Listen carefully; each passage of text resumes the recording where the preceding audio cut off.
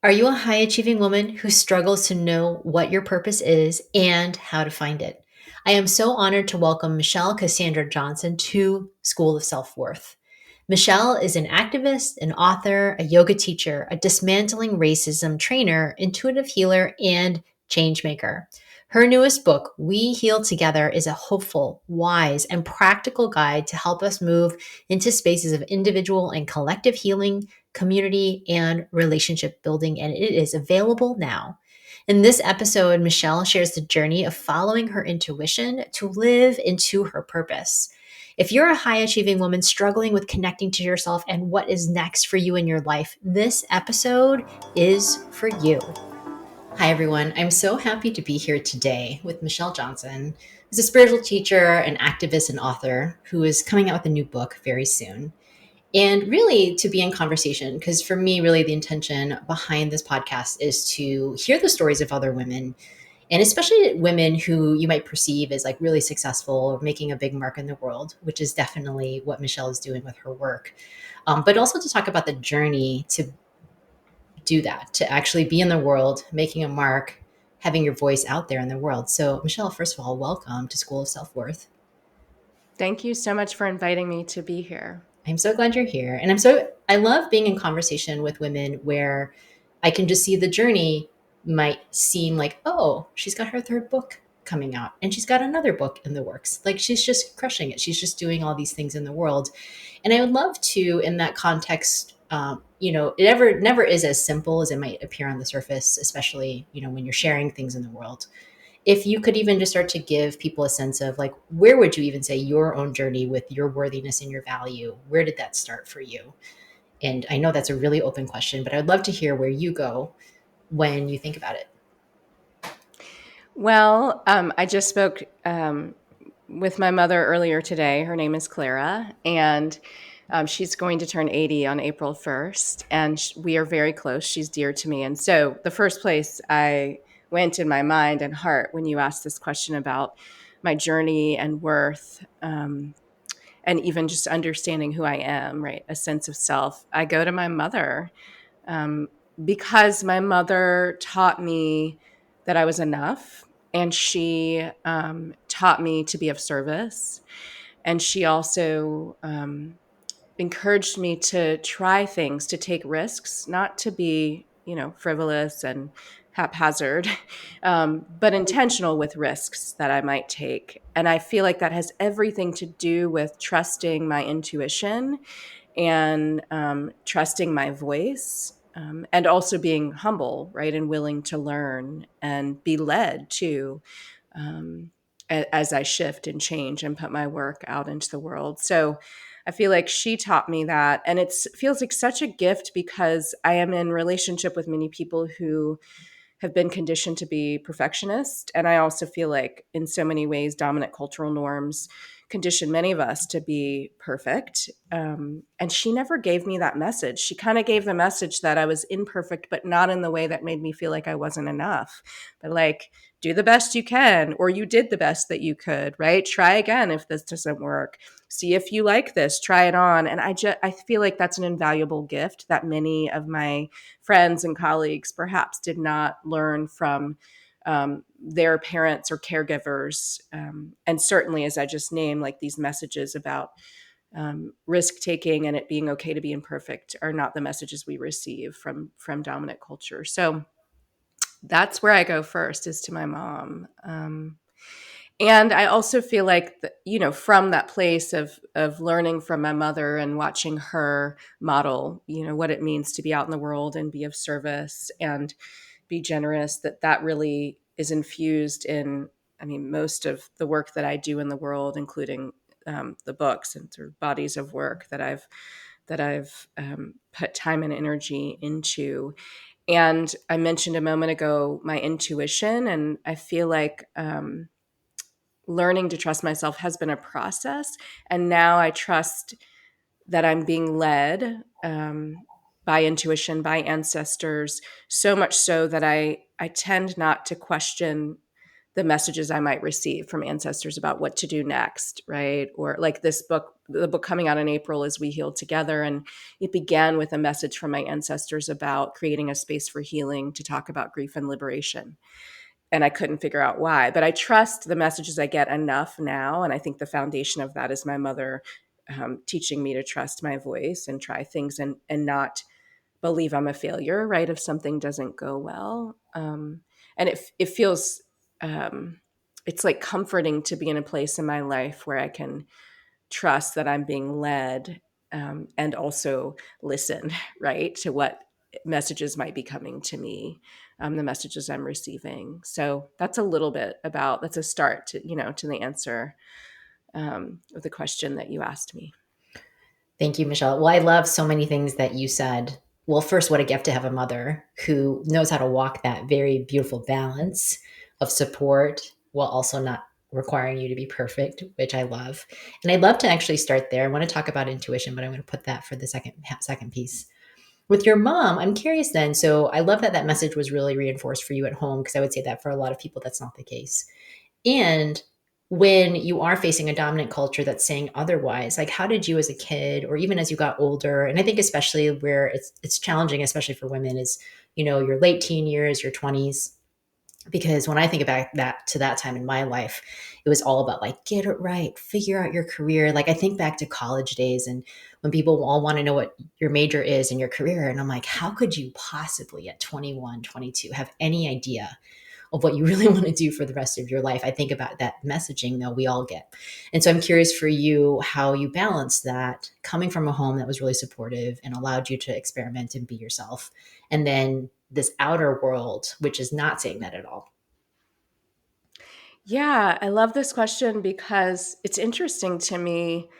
Um, I always I feel like I was driven by purpose, but I wasn't always clear about my purpose, if that makes sense. Like I mean, I feel like I always did well in school, but was like a hot mess in relationship with my friends or like risk taking as a teenager, right? And then going to college and feeling lost in so many ways, but feeling clear about I want to graduate college. I want to go to graduate school. Like I was um and I don't know, maybe that came from my mother too, or just like how I came into this incarnation of self. I'm not sure, or both, or many things, right? But I feel like as I'm reflecting on your question, I think there was an understanding, if not clarity, but an understanding that I was here on purpose. Like I'm here on purpose, here to do something.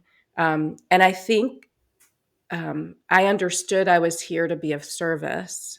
It just wasn't channeled when I was like in high school. I didn't know what to do with it, but I felt really sensitive about the world, and I felt sensitive about my friends, and I felt sensitive about myself and my experience in growing up predominantly white spaces, for example. Like I was, and I was also, I identify as an empath, so I think I was quite sensitive as a child and teenager.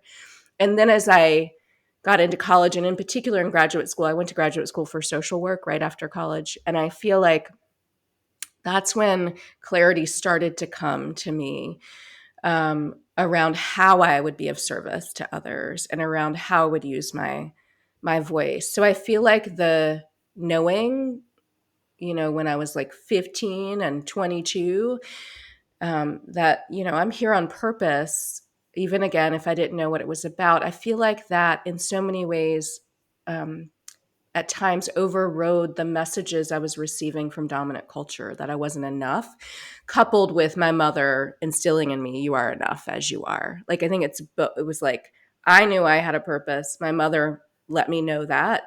My grandmother let me know that for sure, always. I'd say the maternal line definitely instilled that in me. And I kind of knew the messages I was receiving from dominant culture were not actually true, even though I was internalizing and still do negative messages about what it means, for example, to be Black, right, in a white supremacist culture. I'm not saying I was like transcending that in any way, and I do think certain negative things, like an eating disorder, manifested from the cultural norms dominant cultural norms I was taking in. And that was a long battle to heal from that, even as I understood I had purpose. So it's not like I had it all figured out, but I do think that sort of internal compass and knowing I have a purpose. I want to be of service. I want to use my voice. I want to change myself. I want to change the world. Not in an overly ambitious way, but like I want to move people. I think I understood that. And then I just had to figure out how. And that, I would say, after graduate school and social work began to clarify itself more and more. And now it feels like I'm just refining that, right, over and over, how to be of service. So that's what I think about it. I love the question because I haven't thought about it before in that way. So I appreciate you asking. I love what you're sharing because really what you're saying, I mean, you were driven by something that I experience with my own clients who really struggle with like, what is my purpose? What does that look like? But it sounds like to me that you actually had that as a guiding force. Like I am of service, I am of purpose, and I don't know exactly what you might say the material of that is. Like, am I going to be a social worker? Am I going to be a coach? Am I going to be a writer? All of those pieces, right? But you knew that that was a thing driving the direction you were going. Does that feel like an accurate That's assessment? right. Yes, it does. It Okay. does for sure. Well, it's lovely because I feel like that if more of us really did that, I mean, I didn't find that pathway myself until my 30s, but like, oh, if I knew that purpose was something driving me, I was like, I love that as a way of being like, okay, well, if my purpose is driving me forth, then the self worth kind of just goes with it. Like, you don't have to figure out your self worth. You can just be like, well, my purpose is that I am worthy, I am here. And so now let me go do that. Well, Yeah. Yeah. It's what you're saying made me think about when I shared that I had an eating disorder. And I feel like that was a manifestation of dominant cultural norms and what I'd internalized.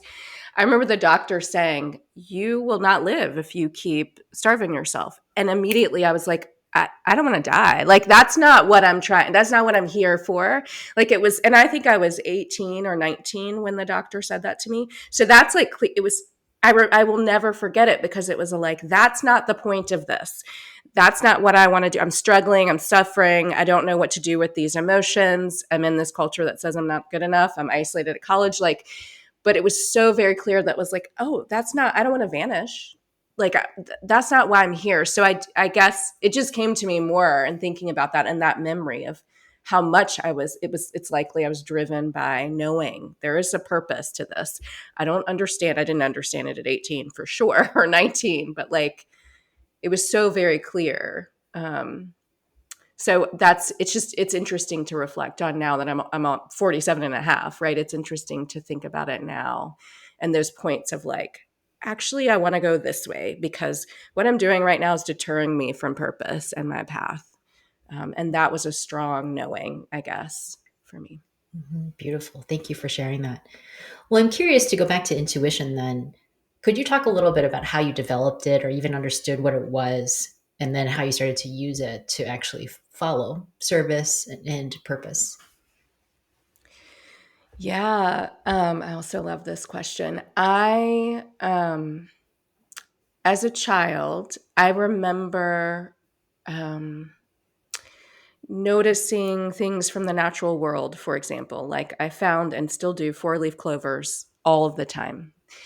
I found hearts, and I still do in the natural world, or like hearts that are like a glitter heart on the ground as I'm walking my dog, and I know it's a message from the universe for me, right? Like that's been a theme since I was little, and many other symbols and signs. And I feel like I'm starting here because it feels connected to intuition that I knew um, that I wasn't here alone. I understood that signs and symbols were coming from different places or could. And I also, even though I may have been making meaning, recognized that some of these symbols were for me. So, like, I knew something else was going on other than like what I was thinking in my mind, right? I was in conversation with ancestors, the universe, the natural world. I think I knew that in some form or way. And I actually think many times children understand that, even if they can't articulate it. And I mentioned earlier, I also was quite a sensitive child, and I was observant, and I still am, like constantly tracking what was going on, and then trying to integrate that or digest it, metabolize it, and integrate from the tracking and what it meant for me. And I think early on, that's how I started to understand. One, I'm in communication and conversation with something that's bigger than me, and two, there's a deeper knowing inside of me. Like I think I I knew that, although at age 7, I wouldn't have articulated it in the way I am right now. But I was just so um, observant and so interested in how people connected and made decisions and where there was disconnection, and awake, I'll say, in a way that probably made me or set me up to be connected to intuition and to learn to trust my inner knowing. And from being a young child throughout, I mean, I think my teenage years, I sort of wasn't paying as much attention to my intuition because I was trying to figure out who I was, and into college still trying to figure out. I went to graduate school when I was 21, so still trying to figure out who I was then. But that was a pivotal moment for me, after I graduated, because I was a social worker and in relationship with others, and in so many ways supporting people to trust themselves, to remove narratives that were in the way of their own intuition and trusting their inner knowing, which probably strengthened my own inner knowing. And I also feel like listening is such a big part of intuition. And so my job for many years as a therapist was to listen, and not only listen to what people are speaking, but listen to what they weren't naming, and to listen to like the silences, and to watch body language and listen to that in a way which I feel like is also connected to intuition. And then trying to figure out how to respond to that in some way that was helpful to someone or might provide some transformation or them to release a narrative. And I would say in the last 7 or 8 years, my work with my intuition and inner knowing has deepened I came to yoga almost probably, well, 15 years ago at least, but it was introduced to me before that. So it's been about 2 decades since I began a practice of yoga, and then a consistent practice of yoga, and then teacher training in 2009. And I feel like yoga, which I regard as a spiritual path and practice, um, yoga talks about our inner knowing and intuition and what our true self is and what is true about what is happening and the universal truths. So I feel like the path of yoga really strengthened this idea and reality that there is an inner knowing, and often it's covered up with narratives, with experiences, with by fears, right? Many things get in the way. Ancestral traumas can get in the way of that, traumas we've experienced in this particular lifetime. And yoga, to me, or and many spiritual paths might feel like this for people, is about that uncovering and revealing. And so I would say I credit my practice and the path of yoga, for um, reinforcing what I think I knew as a child, which is like, we are connected in this way, and I'm receiving this information, and there is a deeper knowing, um, and leaning into that. So I feel like the path of yoga is among other things, but I feel like that's been the strongest influence as now I think about intuition and inner knowing, and allowing my intuition to guide me, and getting quiet enough to listen to what my intuition or ancestors or the universe in relationship to my intuition might want to communicate with me. So that's a little about intuition.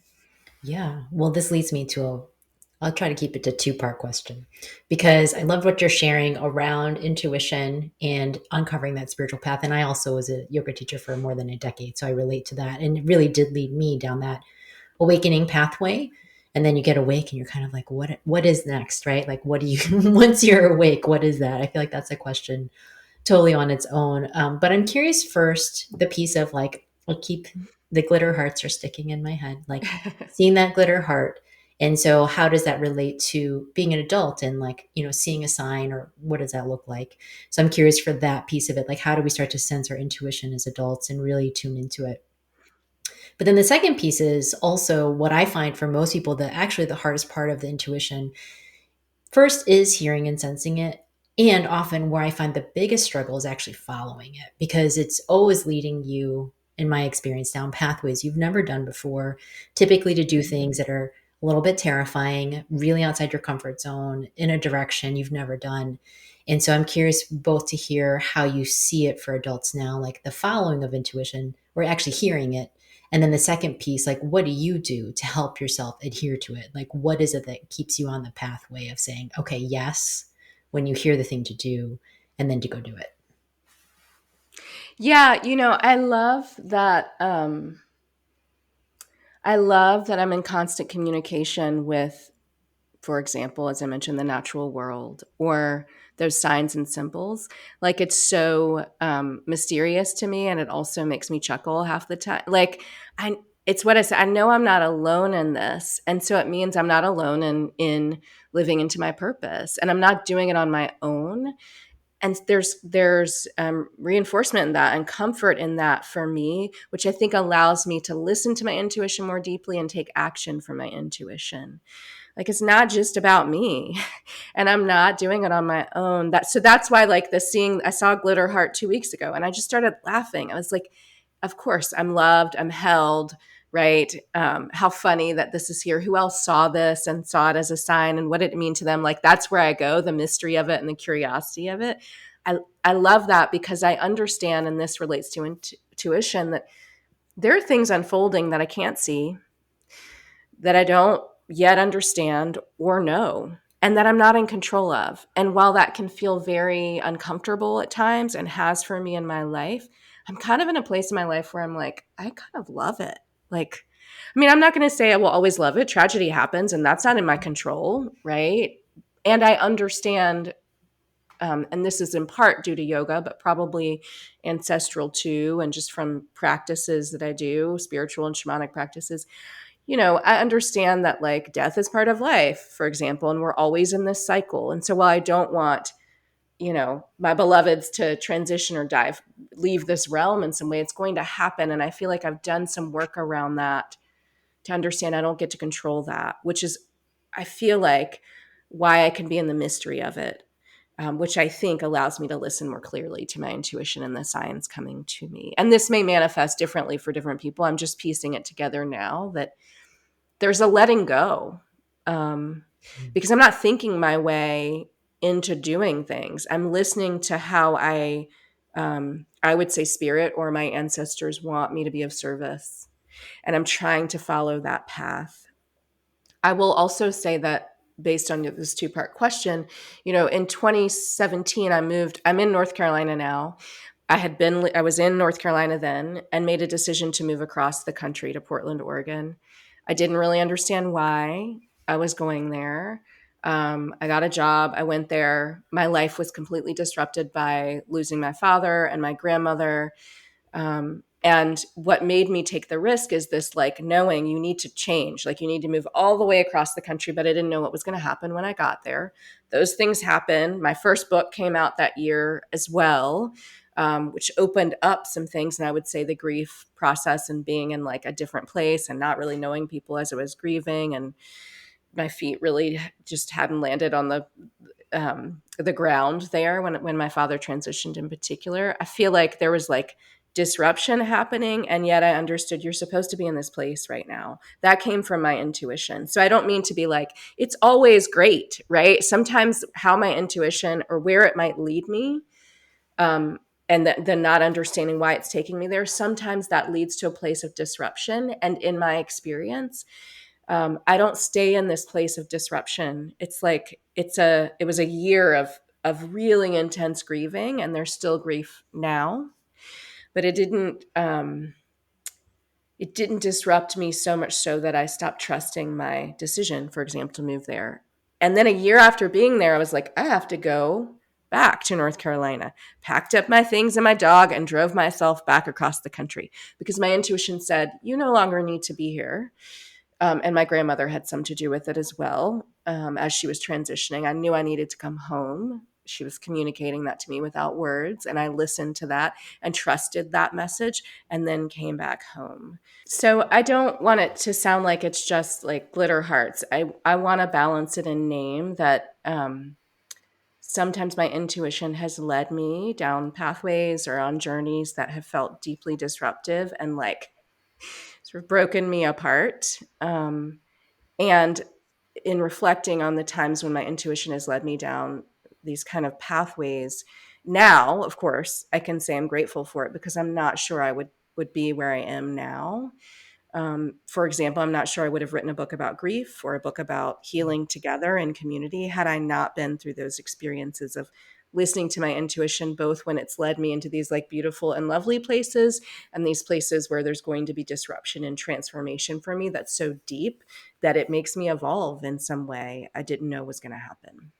That's super beautiful. Yeah. I think sometimes we think that our intuition is going to give you an answer somehow, and it actually, I think, often doesn't. It gives you more questions or more, more like your journey is continuing. So just keep going. And then eventually at some point you get to the other side of it, but you don't know how long that one's going to be. Right. Right. Yeah. Yeah. Well, I'm curious. So, would you tell us a little bit then about your journey to your current book and like where did your intuition guide you? Like a little bit more about how this one came together for you. Yeah. So the book is We Heal Together: Rituals and Practices for Building Connection and Community. And it came from initially, I am not sure where I was when I received this message, but I think I was in meditation, and I'll name, just because I mentioned meditation, that meditation is one of the ways that I connect to my intuition. So I meditate every morning and have a prayer practice and divination tools and journaling, just seeding that here for people who are interested in practices that might help them connect to intuition. That's what I practice, and other things, but that's a daily and consistent practice. So I think I was in meditation. I received a message from who I believe was my ancestors, or spirit, or both, or someone, some energy that said you'll need to hold a place for grief and for healing focused on grief and liberation. That was the message. And I couldn't really figure out why. And a few months after receiving that message, it was like nagging me. Like, what does this mean? And why are we going to need to? This is pre 2020 when I actually received that message. It was like, why are we going to need that? So it was in 2019.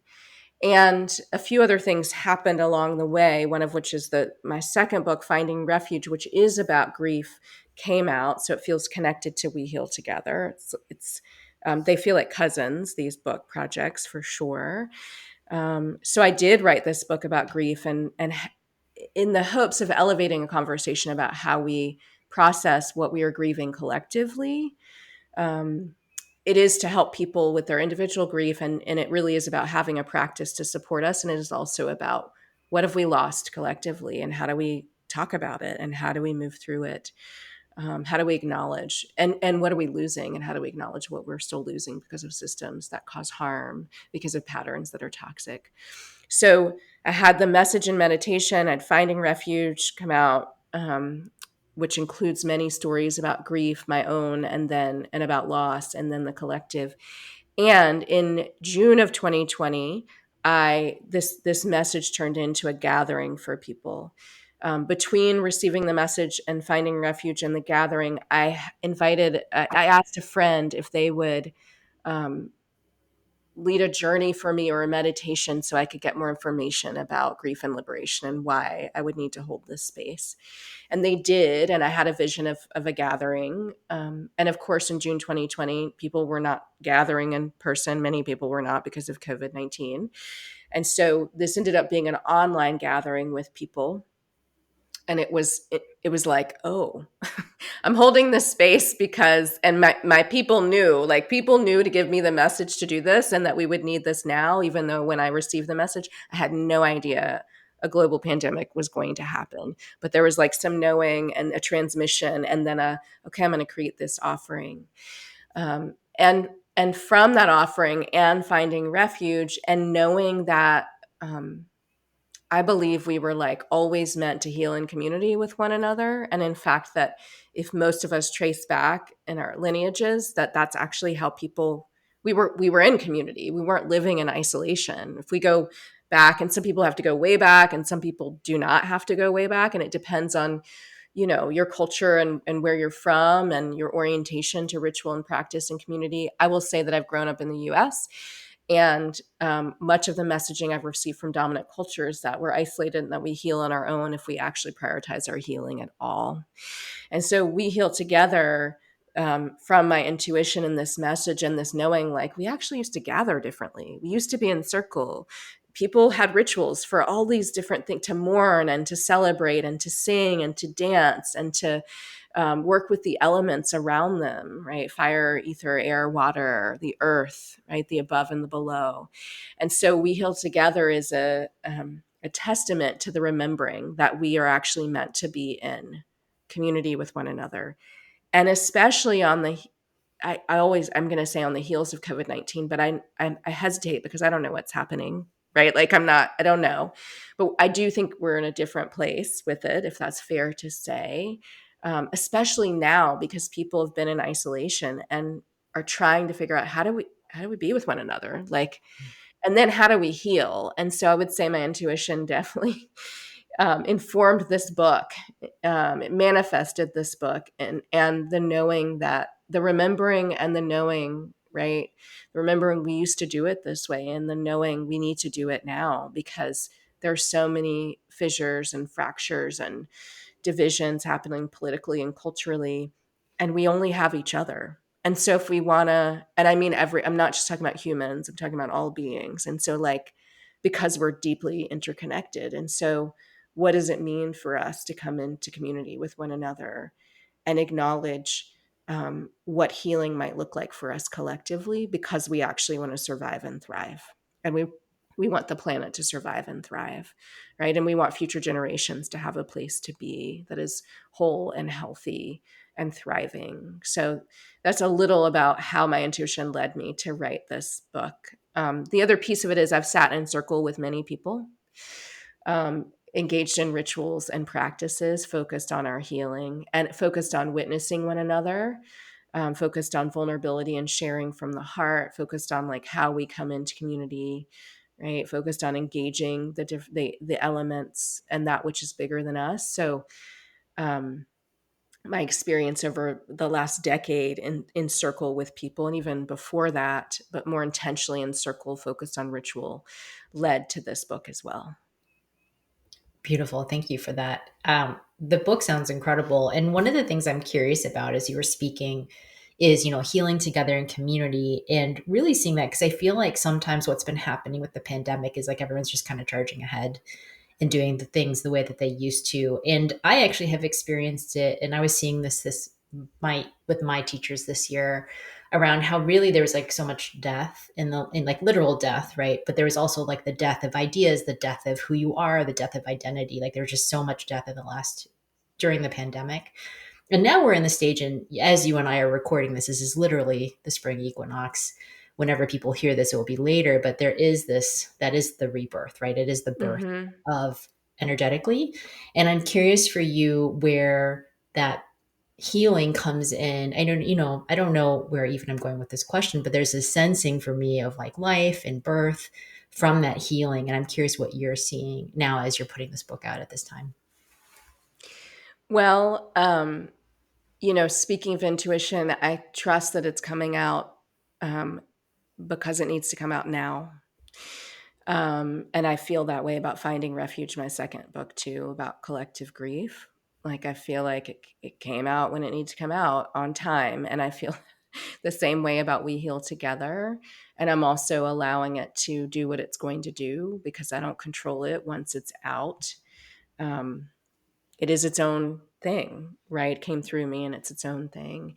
And I'm also seeing what you are naming about people charging ahead and skipping the recovery process that we actually need to go through, given what we like so many pandemics, but one we have all been through is COVID-19. There are many I could speak about culturally and politically. And so there is this tendency and inclination to move past instead of to move through because it's uncomfortable to be in recovery.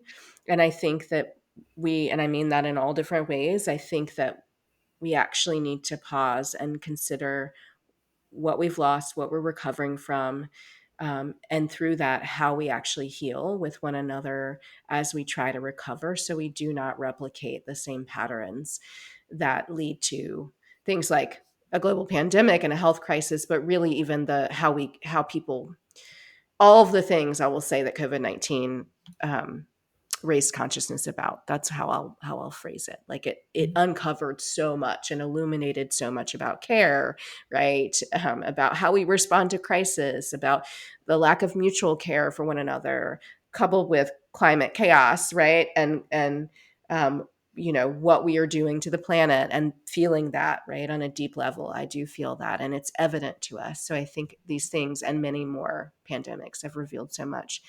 And in the rebirthing, what I will say is what you named, like, and I mentioned it earlier, like death and life and birth and rebirth. This is constantly happening. It's like the thing that I understand is true. It's a universal truth. Like, things are being birthed, things are dying. Often it's happening at the same time, right? Even within oneself, right? Things are dying right now within me, and things are being born. Um, this is what I believe about my process. And it's not always easy to go through a birthing process. I will say that, or to be an experience of letting go and shedding what needs to shed. And yet it's the thing that is constant for us. So I think in the rebirthing, we have an opportunity to really consider, um, as I named what this recovery looks like, how we want to heal our way into the future, and how we actually bring one another along for the healing, right? And in the healing. So we're not leaving people or beings, I will say, behind. Um, and I think the rebirth is like transformation, right? It's transmutation, it's evolution. And as I understand these things, as I named, they're not painless. So like things are crumbling, systems are crumbling. Like I read some headline earlier, I don't know what it was, but it's like, yes, everything's falling apart. It's like, and people are working to figure out who we want to be as these things fall apart, and what we want to build together with one another, even if there is no guarantee of the future. Like I'm in relationship with many people doing that kind of work. And I would say that's healing work too. And even trusting or having faith that there's like a building toward a future that centers healing, um, instead of centers division and individualism and polarization, right? Like that is part of the healing. Thank you for sharing that, Michelle. I had this visual when you were talking. So one of my teachers and I talk about this all the time around how in heartbreak, right, for your heart to grow bigger, it actually has to crack open and then actually get bigger. And then when you were talking about systems crumbling, to me, it's like the same thing. It's like things have to break open. And so much broke open over the last 3 years, right?